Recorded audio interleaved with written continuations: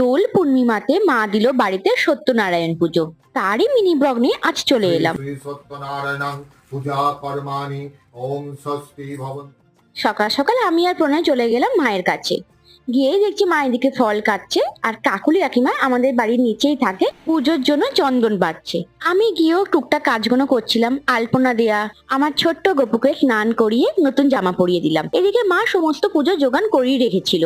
পুরোহিত মশাই এসে যাওয়াতে আমরা সবাই বসে বললাম পুজোতে। পুরোহিত মশাই একদিকে পুজো করছিল, আর এদিকে মা ঠাকুরের প্রসাদ সিন্নি বানাচ্ছিল। আখের গুড়, খোয়া ক্ষীর, কাজু, কিশমিশ, খেজুর দিয়ে সিন্নিটা মা সত্যিই অসাধারণ বানিয়েছিল। এদিকে হোমের জন্য যা বেলপাতা লাগবে সমস্তটাই এনেছিলাম শ্বশুর বাড়ি থেকে। শাশুড়ি মাও এদিকে তিরকাটি বসানোর জন্য মাটির ডেলা, ফুল সবটাই জোগাড় করে দিয়েছিল। হোম যজ্ঞের শেষে সবাইকে প্রসাদ বিতরণ করছিলাম। ঠাকুরের প্রসাদ খেতে খেতে ব্লগটা এখানেই শেষ করলাম। তোমাদের যদি আমার ব্লগ ভালো লাগে চ্যানেলটিকে সাবস্ক্রাইব করো। হে প্রভু, সবার মঙ্গল করো।